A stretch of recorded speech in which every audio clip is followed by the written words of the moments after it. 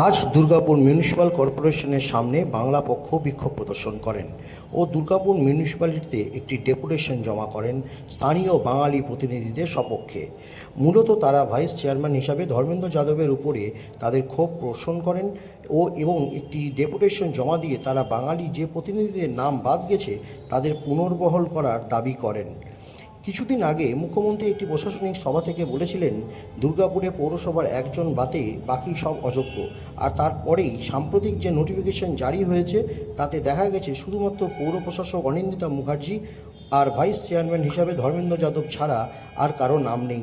বাদ পড়েছে দীপু লাহা, রাখি তেওয়ারি, অমিতাভ ব্যানার্জির মতন ব্যক্তিত্ব। এই বিষয়ে ধর্মেন্দ্র যাদবকে জিজ্ঞেস করা হলে তিনি বলেন যে বিগত 13 বছর ধরে কাজ করছি, আর যারা আজ আন্দোলন করছেন তাদের মন জয় করতে পারিনি, হয়তো আগামী দিন চেষ্টা করব আন্দোলনকারীদের মন জয় করতে। বাংলায় আমাদের সকল জনপ্রতিনিধি, আমাদের স্থানীয় ভূমিপুত্ররা, আমাদের তখন যদি আজকে বাংলা পক্ষের কথা শুনে রাখতেন তাহলে আজকে এই বুকের প্রোগ্রাম আমরা যা শুধু অপ্রত্যাশিত নয়, আমাদের কাছে অপমানজনক। দুর্গাপুরে সে বহিরাগত তাকে মাথায় তুলে, বহিরাজ্যের জামাই তাকে মাথায় তুলে এমন নাচালেন, এমন তাকে জামাই আদর করলেন, আজকে এখন আপনারাই ঘর ছাড়া। কেমন লাগছে এই দিনটা?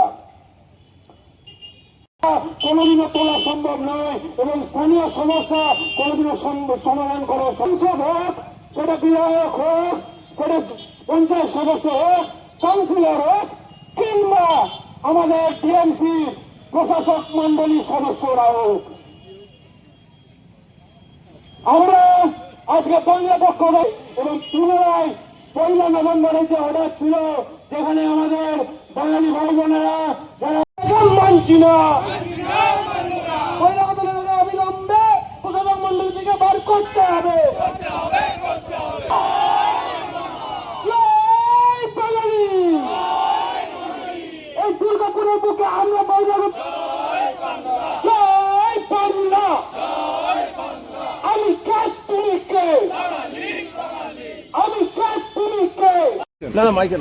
দেখুন, আপনারা প্রত্যেকে জানেন কিছুদিন আগে দুর্গাপুর মিউনিসিপ্যাল কর্পোরেশন যেভাবে প্রথমে 5 জনের নাম ঘোষণা করলো, তারপরে দেখলাম বাঙালি 3 জনের নাম বাদ দিয়ে বহিরাগত নেতা তাকে চেয়ারপারসন করলো।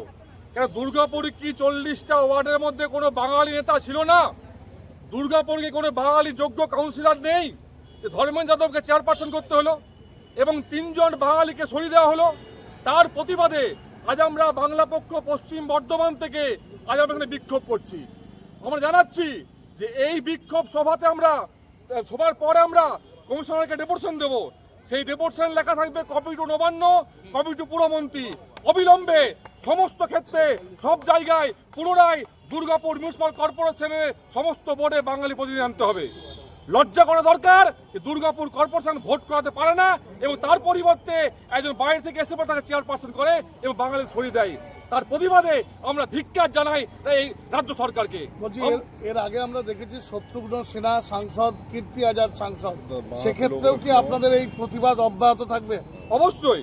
আমরা বাংলা পক্ষ আসানসোল লোকসভাতে বলেছিলাম বাঙালি প্রার্থী জাহানারা খানকে ভোট দিন। আমরা দুর্গাপুরের লোকসভা কেন্দ্রে আমরা বলেছিলাম সিপিএম প্রার্থী কি নাম যেন, যিনি প্রার্থী ছিলেন ওনাকে ভোট দিন। আমরা 2021 বিধানসভা ভোটে বলেছিলাম হরিরাম সিংকে হারিয়ে ঐশী ঘোষকে ভোট দিন। আমরা 2021 বিধানসভা ভোটে বলেছিলাম তাপস ব্যানার্জিকে জিতান, হেমন্ত বর্মাকে ভোট না দিন।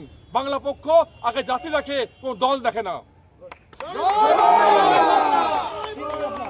আমার নাম অক্ষয় বন্দ্যোপাধ্যায়, বাংলা পক্ষ পশ্চিম বর্ধমান জেলা সম্পাদক।